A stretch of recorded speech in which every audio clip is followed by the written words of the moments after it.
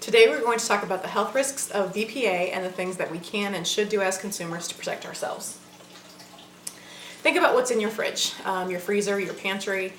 We make a lot of conscious decisions nowadays to make sure that we have healthy food items, but we never stop to think about what those food items are stored in.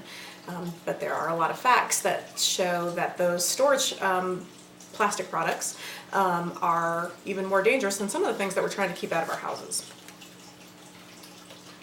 If you're a parent, think about what you use to feed your infant or young toddler. The canisters that hold baby formula can be a health hazard, and if you use plastic bowls, cups, plates, utensils, they too can serve as a health risk. In fact, some producers of those types of items have even either voluntarily chosen or been forced to change the chemical makeup of their product. This to me is a sign that something is wrong. So what is BPA? According to the National Institute of Health, BPA is a chemical that's produced in large quantities for use primarily in polycarbonate plastics and epoxy resins. Basically, that means plastic products. Both of these things are in a large number of consumer products, including the things that we've already mentioned, plus things like Tupperware, and in the manufacturing items that we receive things in, such as the lining of metal cans and those plastic bags and canisters.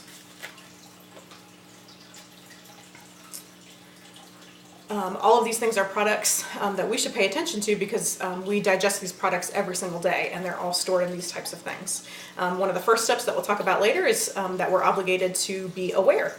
The National Institute of Health advises that BPA containers marked with a recycle code of 3 or 7 can have BPA. So go check out your house and see which items have these numbers on them. So what is the problem with BPA? What are we concerned about? Over time, the BPA that's in these products can leach out of the products into what is inside. This is normally from heat. The chemical breaks down due to high temperatures. And the problem with that is that all of these products come into high heat on a regular basis. We use our microwaves and our dishwashers at home. And sometimes in the manufacturing process, heat is used to seal and sterilize products before they get sent to the grocery store. And then also these products that are getting sent to grocery stores and other places, they sit in trucks in high heat and then sit in storage warehouses that have little to no temperature control. What does BPA do? What are we looking at that concerns us? BPA has been labeled as an endocrine disruptor.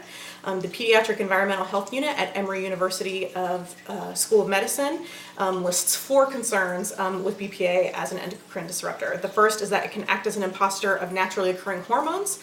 The second is it can block the action of hormones. The third is that it can alter the chemical messages sent by hormones. And the fourth is that it can disrupt the production of hormones. All that to say is that it inhibits the body's natural functions, things that our body is programmed to do. It gets in the way of that. So what does this mean for our bodies in terms of our health concerns? One study found that the BPA in blood can contribute to miscarriages. Another concern that even the FDA acknowledges is that there's a predisposition to early puberty. Hormonal development starts earlier in children. And there are also animal studies that have showed links between BPA and cancers. So the question is, what can we do and what should we do? We have, in the United States, we have started to ban the use of BPA, but only in infant products. This includes bottles and cups, but it does not include infant formula. Many other countries have banned the use of BPA in infant products and even sometimes completely banned it. My question to you is this: why would companies in whole countries take steps against BPA if there were no true concerns? Rumors can often be dispelled if facts are contrary to the rumor, so why spend money and manpower on a useless change? So Time Magazine references treating BPA guilty until proven innocent. I'm not willing to take that risk for my family's health, and I don't think that you should be either. So we have some steps that we can take. The first thing that we can do is we can talk with our money. These companies listed, Hain Celestial, Conagra, H.J. Heinz, General Mills, and Nestle, have taken steps to either reduce or eliminate BPA in their products. These companies and stores that have banned BPA in their products can easily be found online. You can Google BPA and companies, and the ones that really don't care show up, and the ones that do care show up. And if we use our money to support the companies that have taken steps to do away with BPA, then hopefully other companies will follow suit.